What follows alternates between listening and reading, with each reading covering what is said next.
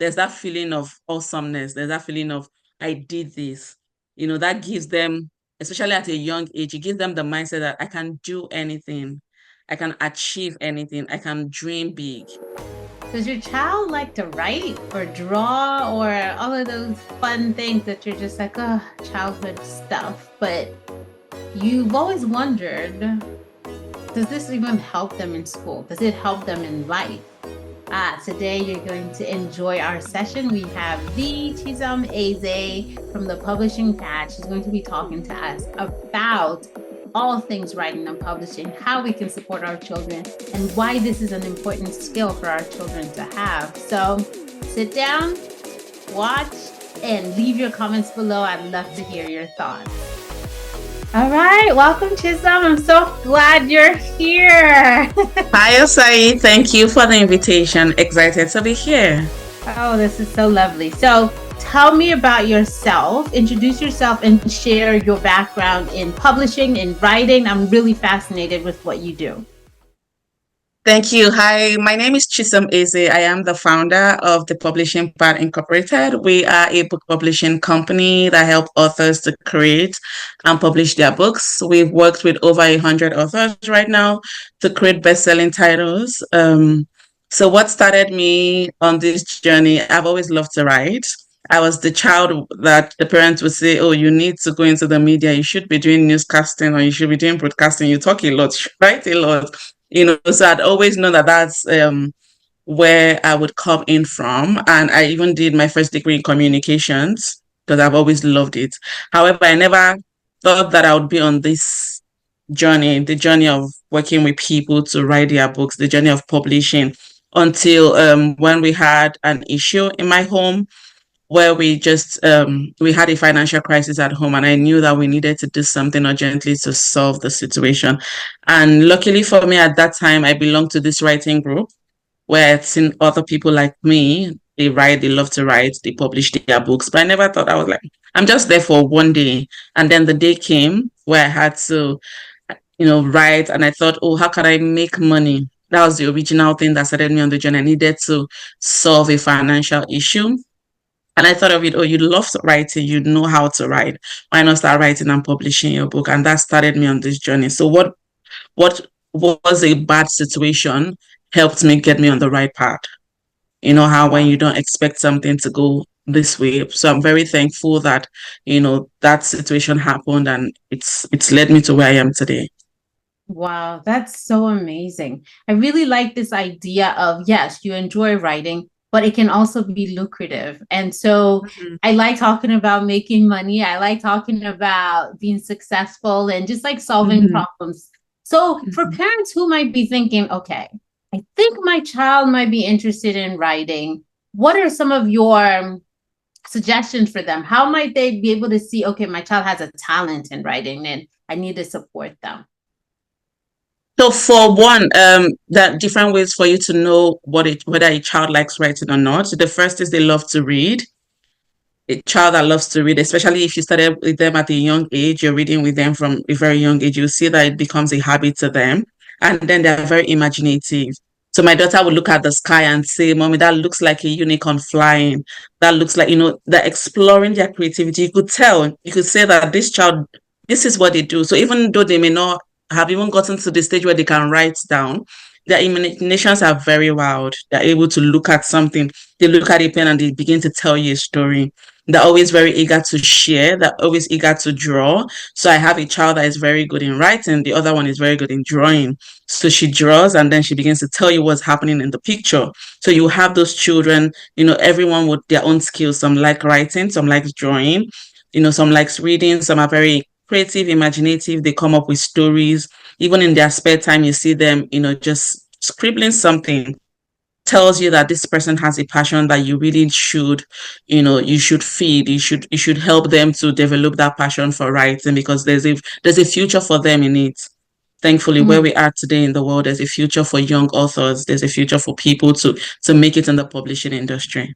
Mm, that's so good. And I like that you mentioned that there's a future there. And us as parents, when we start to see these amazing signs with our children, we're like, oh, let's push them.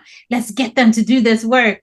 So, what Mhm. are some ways that we as parents can support our children and help them to really hone their skill as writers without making it feel like a chore for the children?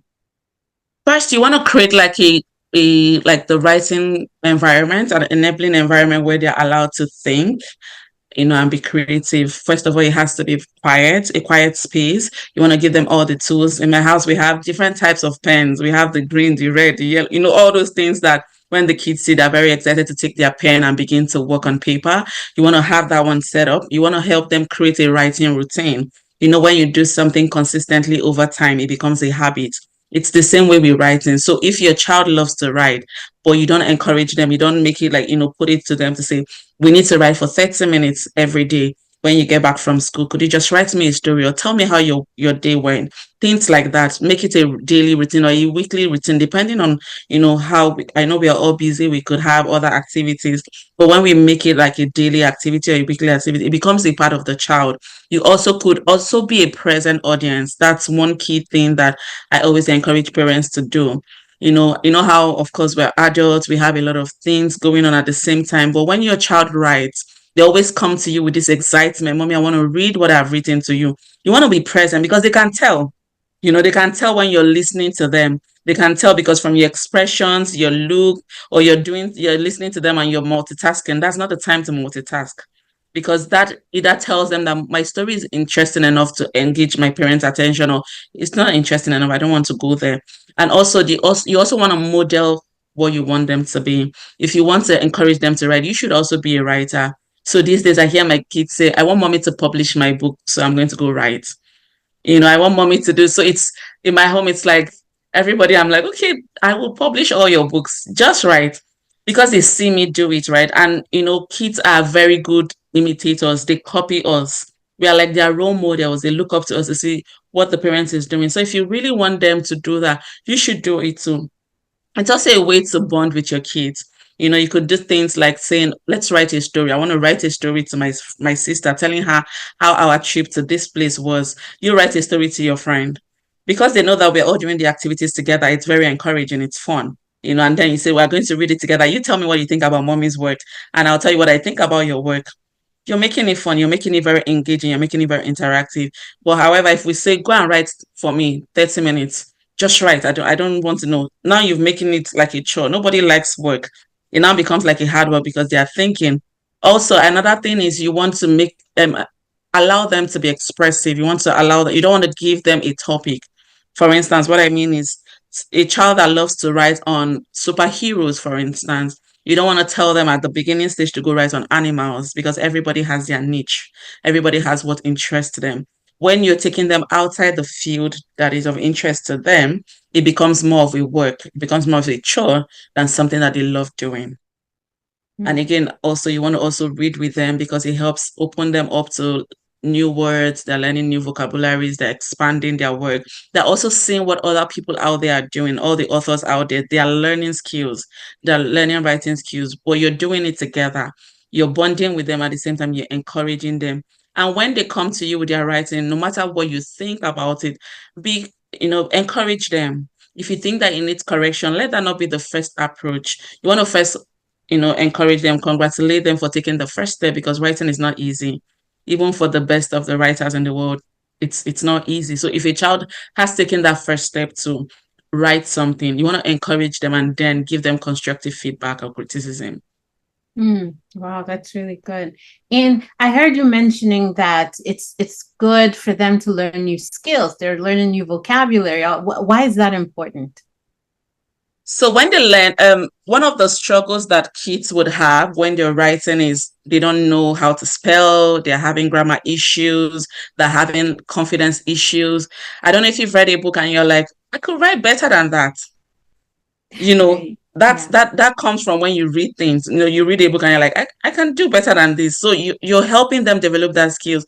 And then they also read very good works and they're like, oh, I love this author. That's why sometimes you hear people would say, I'm writing like this author. You will hear it a lot of times where they say, my writing style is similar to this person because they've read this person's work and they're able to adapt. And the same thing with the kids. They read other people's work and they're like, oh, this is my writing style. I like the way this author writes. So I'm going to write with them. oh, I want to write this, but I'm not able to get the spelling. Recently, my daughter was writing a story about us, the family, and she wrote in the story that we are from the US. And I went, no, I'm not from the US. I'm not an American. It's like, well, I cannot spell Nigeria. So I wrote America because that's the easiest one to spell. I'm like, wow. So that's like the challenges. So, and the good thing is that able to just plug in any other word in there. But when they read and you expose them to all those reading activities, learning new skills, it also gives them ideas. So my daughter writes about things that actually happens in her life. If you read her work, my second child, she'll tell you, oh, that's what my mommy said. That's what happened when we went there. And all this comes from them learning new skills, going to new places, experiencing, different activities in their lives. And it expands their mind to think of things that even we may not ordinarily think of. Mm. It almost sounds as if as they're writing, they're also learning to process these things that they're experiencing as well, which is so powerful. Oh yeah, it's writing is just also a way for them to express their emotions. It's also a way for them to express their imaginations and their creativity. So you're asking them to write about the what happened in school. They're processing the emotions, like you said. So they're telling you how they had a soft start in the morning, and then they had English class and all that. They are also reflecting on their day. So writing is also another way to reflect on what happened. When they say journal your day, journal, tell us. That's the same thing that writing does for kids. It depending on what you're writing about. You know how when we're younger, they tell us in school, then write a letter to your friend and tell them how you spent your Christmas holiday. Those things help you to process the emotions. How did you feel during the holiday? What happened? Where did you go to? It also helps to create memories and keep those memories in the mind of the child. That's so amazing. So you talked about like confidence issues and spelling issues. What are some of the other challenges that are common for young writers, and how can we help them to just kind of go through that and get to the other side? Oh, we have writer's block, which is like the right. Everybody has that issues, but it's also harder on kids, in my opinion, because they don't know yet how to navigate it, which is where we the parents come in. So for those kind of things, we want to help them create like a writing goal. Want to help them create a writing goal. You want to give them the prompt that they would need. So you want to talk to your child.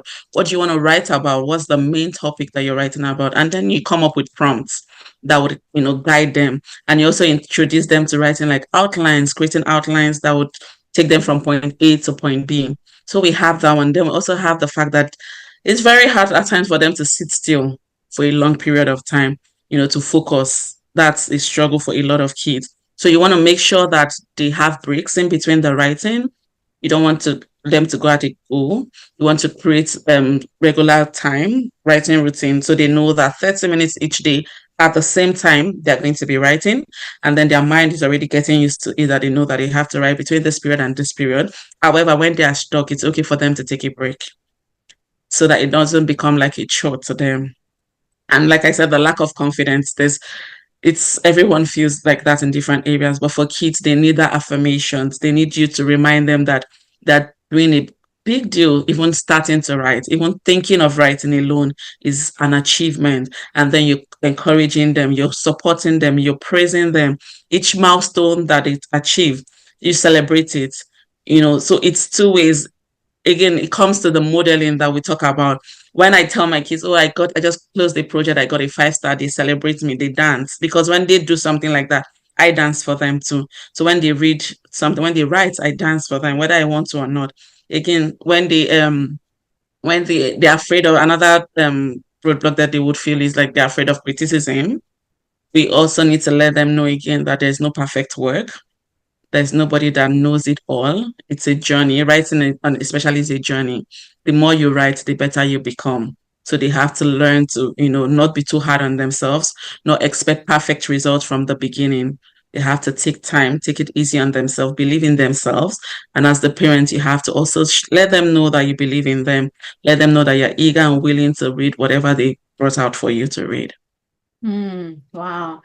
This whole writing journey is starting to sound like a life journey, because we talked about processing emotions, we talked Mhm. about like journaling, and now we're talking Mhm. about the journey of writing is like a continuous improvement. Oh, So it yes. just feels like it's another way of teaching our children life skills or modeling life skills for them. So that's so cool. Um, you talked about reading and how reading is really important for young writers. Do you have any kind of suggested books that you would say they should read, or suggested types of books you would recommend that they read?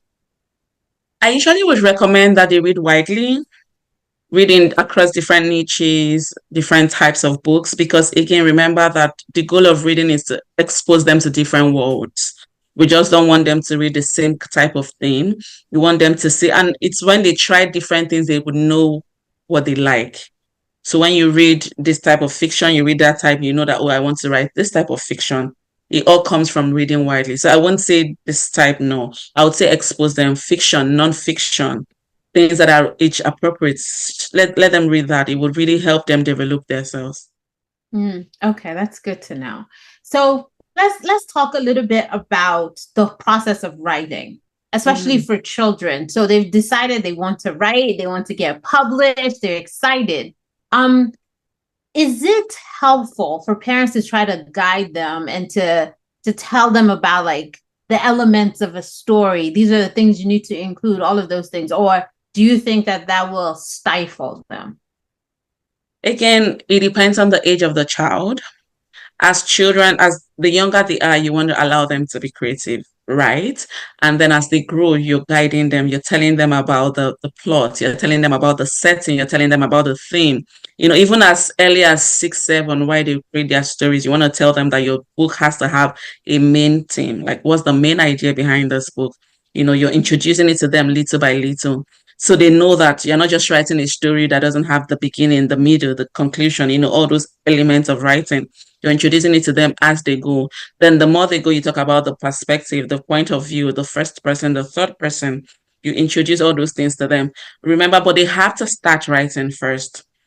They have to, you want to see where their strength is, you want to see where their weaknesses are, and then you're able to help them. And as they write, you're teaching. You're telling them that this story that you wrote is very good. However, I don't see the climax. I don't see what happened. I don't know who the character is. Constructive criticisms, you're giving them that feedback.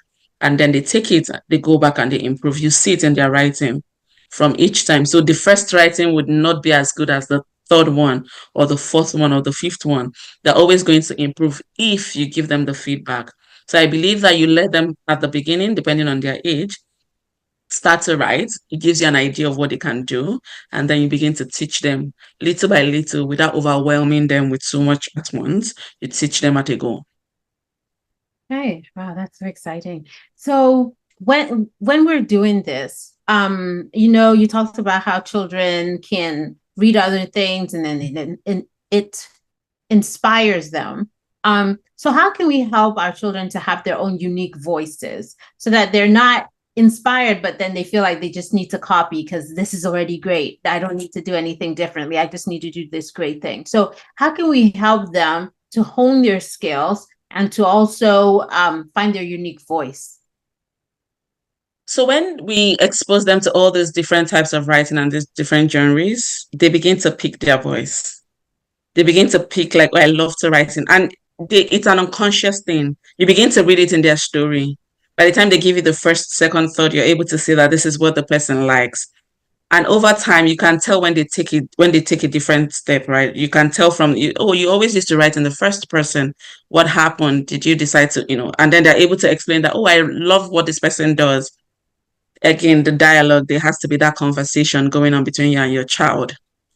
You have to be present, which is why I said you have to be present audience. You have to be there from the beginning. You're reading their work. You can say this is the path that my child chooses. So that when they take a different route, you want to know what happened. Why are we doing this switch up? Do you decide that you don't like this anymore, or you want to copy somebody else? And then you're encouraging them that your voice is your voice. Like I would always tell my girls, I say, you can't, there's no two yous, it's just one you. So even though we have a lot of writers in the world, everybody still has their unique voice.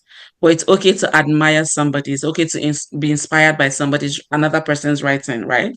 But you still have to find you. Your story is your story. It's unique and different from what the other person have. So by the time we are able to like be there, be present, read their work with them, hand in hand, we're able to notice when something is going on and encourage them to maintain their voice, encourage them to find who they are and to keep it, regardless of, a stage where they will get to a stage where, for instance, if they decide to go through the traditional publishing route, if you're not careful, there are some people that would say, oh, this doesn't sell.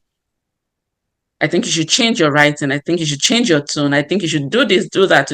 Then that is taking them away from who they are. It's taking them away from their voice. And it's our job as parents to tell them that thankfully there are different paths to publishing, right? So if one doesn't work, if one means them going from what they believe in, then we should encourage them to just take to another road that would favor them. Mm, that's so powerful. Um, and then you talked about like giving them advice and helping them to become better and their drafting and their rewriting and all of that stuff. I can just imagine that that can be a little bit challenging for a child. So, how can we as parents continue to help them to make these edits to keep changing things or making things better without getting discouraged or without like losing motivation to complete the whole say project? So the first step in the writing is to draft. When you're drafting, you're just allowing the ideas to flow. You're not looking for perfectionism. You're not looking to make a perfect story. Just write. And that's the stage we want to help them do. Allow them to write. Leave the grammars. They're making the spelling errors. That's not the time to look at all those things.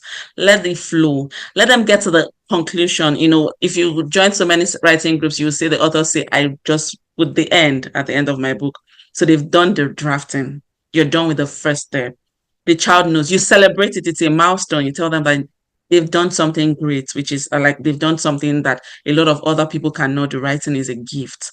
Now they're done with the drafting. It comes to the time of revising. You let them know the next step. This is what we're going to do next. We need to revise. Of course, you don't want to send a book that is not ready out into the public. Walk them through the process of getting a book completed and published, which includes editing, which includes revising. So now we're going to read it. We want to make sure that this is actually what you mean. Want to make sure that your story is complete. Want to make sure that your readers are going to enjoy it because, again, you're writing with the readers in mind. Because you've allowed them to draft without obstruction, you've allowed them to draft without judgment. For me, I feel like it's easier for them to now go into the mind of editing. However, we will know that a lot of times they may not be the one to do the editing.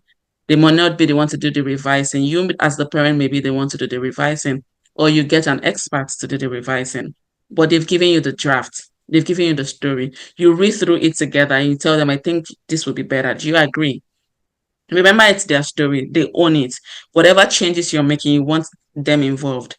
I think this would work better. I think if you had said this like this, I think if you've ended the story like this, I think, what do you think? Do you think you would have made more? And then they begin to say, because you're throwing it back to them. You're telling them that I think if you do this, it would have given this. I love your story. Constructive criticism. I love what you've written. But don't you think that if you've done it this way, or do you think there's another way we could have ended this that would make us, do this, that, and then you see that you're carrying them, you're giving them back the ownership, you're giving them the opportunity to still change whatever they want to change. And then when they are done with like whatever changes they can do, you could offer to get an editor, offer to get better readers, people to go through the book and give feedback. So the revising would come after they are done with their story, after they're done writing. Okay, I can see how starting with no criticism, where you're just like, encouraging them and hailing them and letting them know they've done such an awesome thing first, lets them know that, okay, now we're going into the editing phase, and then they won't take it as personally. So that's really good feedback. So are there any tools or resources that you would recommend for parents as they're embarking on this journey with their child? A lot of tools, majorly there are book clubs. I would say sign up those kids for book clubs because it helps them to hear other people like them. They share ideas in book clubs. They read a lot of books that you as a parent may not even have thought of. Send them off for writing workshops. That would again help them develop their skills, develop their vocabularies. Let them know, look for a mentor, somebody in the field that they're interested in. Look for a mentor to work with them. And of course, you want to get them the materials, the pen, the paper, the computer, the software, like the word processing software, Microsoft Word or Google Doc. You want to make sure they have everything they need to write, get the mentorship, get them book clubs, get them right, sign them up for workshops, so that all this will just prepare them to be ready to undertake, grow in their process. Okay. Okay. So for a parent that's thinking about this, they've been working on they're just thinking about the timeline and stuff. What are the publishing options that parents need to be aware of? And maybe what is the process for either of those publishing options? There are currently three different types of publishing options available. There's the traditional publishing, there's the hybrid publishing, and there's the self-publishing. In the traditional publishing, ideally the publisher would take the work, they would buy your rights to the work. They would do the editing, cover design, interior design, marketing, everything, and they would pay you a percentage from the sales of the book. In that each publisher would have their own different percentage that they would give out, but the book now belongs to them for as long as that book is going on. But you're not making any expense, you're not paying anything out of pocket. They do everything for you. Then there's this hybrid publishing, there's the self-publishing. Let me take that next. Self-publishing is you're doing all the thing, you're doing all the editing, you're doing everything, but of course you could get like expert help. All the cost is on you, but you have 100% right to your book. You're not sharing your royalties, you're not sharing the copyright, you own it. That's self-publishing. Now hybrid publishing is the it's like in between of the traditional publishing and the self-publishing. We found that a lot of times some big bookstores don't like to carry self-published authors. Hybrid publishing allows you to enjoy the benefit of a traditional publisher, because traditional publishers would make sure that your book is thoroughly edited, make sure that the interior is good. So they have this high standard that they carry, which sometimes people think that it's not there in self-publishing. However, it is there. Self-publishing could have that same standard as long as you get experts to help you edit and all that. But the stigma is still there. So the hybrid publishing gives you that option of you're getting 100% right to your book in most cases. You're getting royalties, but you're also paying more to have the benefit of the traditional publishing and the benefit of the self-publishing. So you have your royalties, you have that, but you're paying the publisher to use their name. So you're using their name as your publisher, but you still have access to your book. You have your royalties. You enjoy that. So there are three different types. Some people will tell you, oh, they want to be traditionally published because they don't have the budget. There are different reasons why you would choose different options. Again, also your niche. There's some niches that would be better if you go through traditional publishers. However, self-publishing is becoming more popular. It's becoming more, more people are going that route because of the process involved in traditional publishing. We know that it's usually traditional publishing takes a longer time. You can't even tell when your book will be ready. You don't have any rights to the book. The publisher has the right. The self-publishing, you can do it faster. You can choose your launch dates. You can say this is the date I want to launch. You get a team working on it and you launch then. You have control over your book. You're doing more of the work. You're doing the marketing, you're doing the promotion. The hybrid publishing as well is similar to self-publishing. You can choose a launch date. You have control of the time, you have control to your resources.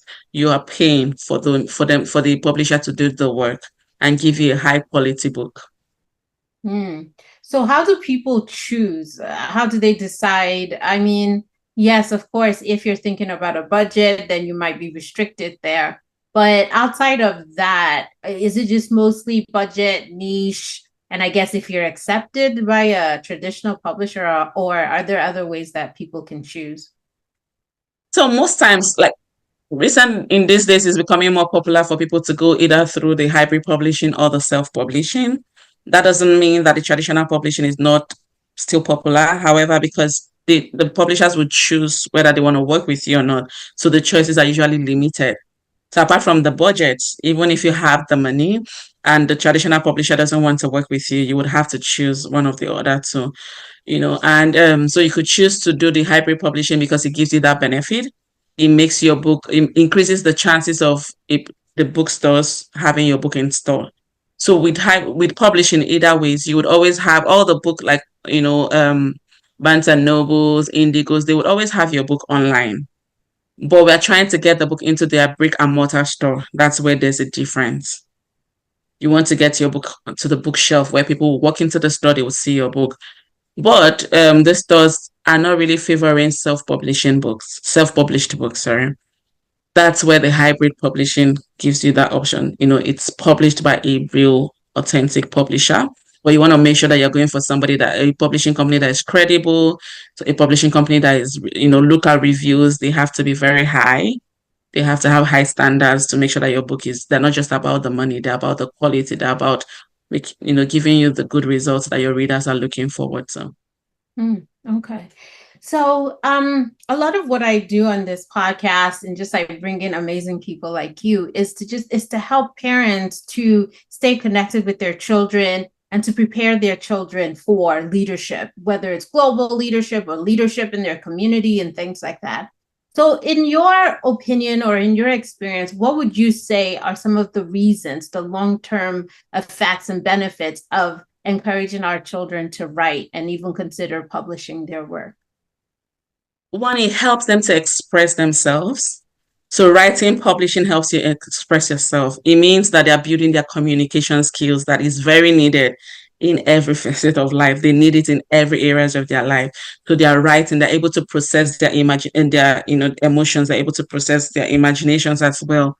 That's one key thing. So the feeling of accomplishment that comes from, when I say my daughters are all looking forward to getting their books published, I know, like when I say this is your book, even for anybody, you're holding a physical book that was written by you.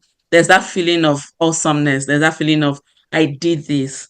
That gives them, especially at a young age, it gives them the mindset that I can do anything, I can achieve anything, I can dream big, which is very huge and which is one thing that I love to encourage in parents, no matter how it is. You could even just print out the book, just print out what they've written and let them hold it. It's their work.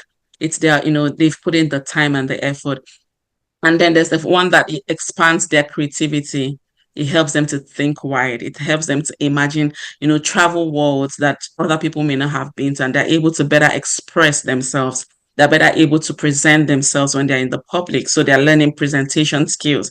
They're learning selling skills. It builds their confidence. It builds their self-esteem. You're writing, and when you're done, there's somebody, listening and say, you've done a good job. This book is very beautiful. It builds their confidence, just like it would do for any adult, right? When you do something and somebody tells you that this is beautiful, this is an excellent work, it builds their confidence. It helps them, it puts them in a position of what's the word? It helps them, the recognition that comes from it, from family, from friends. Again, it helps them know that they're not just ordinary people. They have something in them that they can cultivate. It also lets them know that writing is a good skill.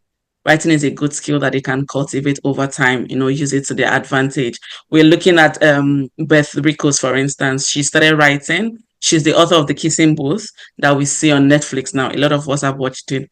She just started writing and posted it on Wattpad, which is one of the writing resources. And from there, anything could happen. When you put this and it happens like that, it opens the child's mind to dream. It helps them to dream and know that there's a lot of things that they can achieve just from writing that book. So there's a lot of benefits like that. Mm. Wow, you mentioned a lot of good benefits about confidence, about building your reputation as someone who can complete things, about getting the acknowledgement within your family and community. And there's just so many things. So I can just imagine that this is such a great skill that children can learn and a great way for parents to support our children in that way. So I know I see a lot of feedback from people you've worked with, and just like it's so impressive all the amazing work that you've been doing in the community and just like working with your over 100 authors, which is like mind-blowing because that's a lot of people to support them and helping them accomplish their dreams. Have you worked with younger writers, or shall I say maybe who's the youngest writer that you've worked with that you're able to share their story? I'm currently working with my daughters to create their books. Those are my youngest audience, and they are 9 and 8. Oh, that's So we are amazing. working together like I said, I promised them that I'm going to publish their book. So they're really very excited every time they come back. I don't even have to talk too much. They're taking their book and they're writing because everybody wants to be published by mommy. So those are my youngest guys, 8 and 9 years old. And how is that process? Just like working with them, maintaining that relationship and staying professional and trying to help them to bring the best out of their stories. Right now, I'm playing the role of a mommy Mm-hmm. and not a publisher because they are currently in the writing phase. They're currently in the phase, like we talked about the drafting phase. We're not here to correct. We're here to encourage them to just write as it comes to your mind. So sometimes they say, Mommy, what do you think about it? I'm like, whatever you think, I would not want to tell you my own story. I think you should write it. When you're done, we're going to sit down together and then I can say, okay, Grace, I think you should do this. Just a suggestion, or I think you could do that. But right now, we're just in the writing phase. We're drafting their book. Each one of them is working. We have, and for us, we're not even using computer. What I'm doing with them, we're writing it manually because I want them to be able to spell and, and not get auto suggestions of words. It's also helping them to complete their words. They're writing, spelling it out themselves. I'm not using the computer to get the complete spelling. So it's giving them that whole, expanding their vocabulary, introducing them to new words. Sometimes, of course, they would come, Mommy, how do you spell this? Or how do you spell that word? And we help. So we're just in the writing and drafting stage. We're not in the correcting phase.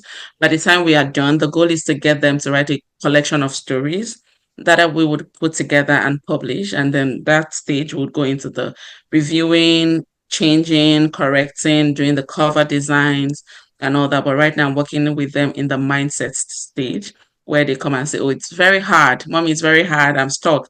And, we go through the whole process of sometimes mommy even has, that mental block. I can't think. But that's why you see me go outside. That's why sometimes you see me in the car park because I'm just walking around. I'm stuck. So do that. That's the stage where we are. And that's what we do. And that's why I do a lot of times when I work with authors from the beginning of their process. We talk about how they can overcome the writer's block. Don't just sit and give yourself like word count targets. So I'm going to write 5,000. I'm going to set a timer. Set a timer. I'm going to write for 20 minutes. Take a break for 5 minutes. Set a timer for 20 minutes. Keep going. That's the phase I'm doing with my kids. Just similar to what I do with the adults. But right now, I'm just tailoring it to children. That's so good. And I like that. I just like that you're so involved with it. And it's given you another opportunity to just love on them and to encourage them and to let them know that they're amazing human beings. Mm-hmm. And whatever they have in their mind is valuable enough for all of us to read it. So whenever they're ready and it's ready to be published, please let us know so that we can also share it and promote it because that's so exciting. I'm so excited about that. Um, what advice do you have for parents? Like if you were to say, this is one thing that I want you to just think about or focus on, what advice would you give to parents to help them support their children who are desiring to be authors? Top one, be present. Be present. When I started this journey with my kids, I was working, doing all those things. So I know how hard it could be where they want to tell us things and we're just busy. I know that. And it's not because we don't want to listen to them. However, I find that the energy they use when they're telling you the first time is not the same energy when they have to come back, you know. So they come very excited. Oh, mommy, I'm done. And I'm like, hold on, give me 10 minutes or give me 20 minutes. And by the time I'm like, okay, I'm done, come back. And they just come, okay, I'm done. There's that change in tone. So I know that however it could be, it's not always easy, but as much as possible, be present. They need us more than we know. Like they need our approval. They need us to tell them that they're on the right track. They need us to tell them that they're doing good. They need us to motivate, encourage, inspire them. So be present. Also be the model that they are seeing. Do the same thing that you want them to do. Children would copy you. They would do what you do and not what you tell them. So if I tell my kids, go and write me a story and I'm not writing, they don't see me writing, it's going to be a struggle for a lot of kids, right? But if they see that I'm writing, and when you write, you're also sharing your work with them. Sometimes I tell my kids, if you know what happened today, like I wrote something, but I made a mistake. Like when I read it, I'm like, what is this? And then they laugh. I'm sharing my struggles because I want them to know that it's not all perfect. And I think that's also one thing we should be open to doing. So when you write, my daughter draws a lot, and so we go, let me draw. I can't draw for the life of me. Like when I draw, my drawing is always like, what's going on here? But I do it either ways because it makes them to laugh and then it makes them feel, oh, I draw better than mommy, which is good, which is okay. We're modeling it together. So when I look at the drawing and I'm like, what do you think is happening on my drawing? And they'd say something different from what I even had in mind. That is bringing up their creativity. That is helping them to see that what they have is unique. Not everybody can draw. I can draw. I can write. You may not be able to write, but you can draw. That takes me to the third point. Let's hone the child's skills. Some children's skills is in drawing. So they can draw a full storybook. They can illustrate a full storybook. It doesn't mean that I less a writer. So what they need at that point is they now need somebody to put in the words for them. So if that's your child, if your child is better in the art, in the drawing part, encourage them. And when they draw, so my daughter would draw and she can tell you what is happening until the end of the story. The other one cannot draw. She's like her mother. She can't draw, but she can write. So you see how different skills are coming to play. So in the future, we could say, oh, Amanda, draw for us while Grace writes us a story.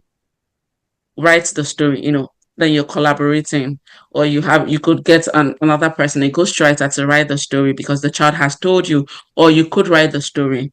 She has the drawing, you have the story. So encourage them wherever at the point they are at. Don't try to make them to be somebody that they are not. If they don't like putting pen on paper, like they don't like putting in the words, but they love to draw, that's a skill. That is part of telling stories. If they like to write, but they don't know how to draw, because there are people out there that you can always, there are illustrators out there that can that can illustrate the full story. So meet them at the point of their needs and also encourage them to share their work. Like we talked about the Beth Rickles, it was because she shared her work on Wattpad in the public that we are now watching her movie. It went from just the writing to a movie that we see on Netflix today. It all starts with sharing. A lot of times the kids are afraid, or what if they laugh at me? I hear that question a lot of times. My kids will always say, Mommy, what if they laugh at me? I'm like, well, it's okay for them to laugh at you. You need to be used to people laughing at you because people will laugh at you. Whether you're doing good or doing bad, people will laugh. So first of all, let's get used to that. But we will share our story. We will put ourselves out there. So we're encouraging the kids to know that it's okay to be afraid. It's okay to not be perfect, but still share it, because the more they share, the more feedback they get, the more they get better, the more they improve. So they need that. So yeah, that's it. That's so powerful. That's so powerful. And so I'm just imagining as people are listening to this and they're watching this, they're like, oh my goodness, I need to connect with this woman. She is amazing. She's an amazing powerhouse. What is the best way for people to connect with you? So you could follow me on social media or contact me on social media. The Chisom Ezeh is my handle on LinkedIn, on Facebook, Instagram. Or you could send me an email, Chisom, CHISOM, at thepublishingpad.com.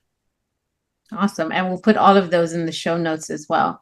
Do you have any upcoming projects or resources you want to share with listeners so that they can make sure to sign up or anything like that? I have a writing workshop coming up for kids in August, second week of August. So I think that would benefit you. I sent out a video recently and people were asking, do you have something like this? Where I shared my daughter's story, one of the stories that she has written. And so we thought, okay, we could help other people. So I have that program coming up in the second week of August. I'm going to put a flyer and the information on my social media pages, and you could sign up from there. Oh, that's so awesome. Yes, please send me the link for that as well so that we can add it to our show notes. Okay, and so we've given advice to the parents. Now, to the aspiring young writers, these ones that are passionate and they're full of all these amazing stories, what is the final piece of advice that you would want to share with them? Keep writing. Don't stop writing. Regardless of what it is, what you write today will not be at the same level as what you write tomorrow. But if you don't write, you never can tell how good you are.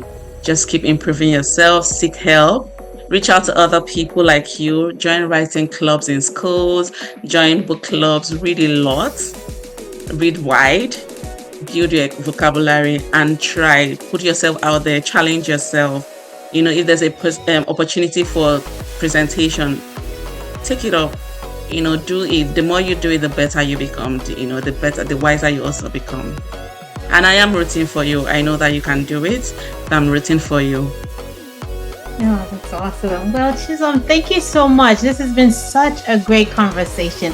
I learned so much. And I'm inspired, and now I want to just go and hug my child and just like encourage her as she writes. So thank you so much for sharing these amazing words of advice and encouragement with us. Thank you, Asai. Thank you for having me. I really enjoyed myself today. Thank you.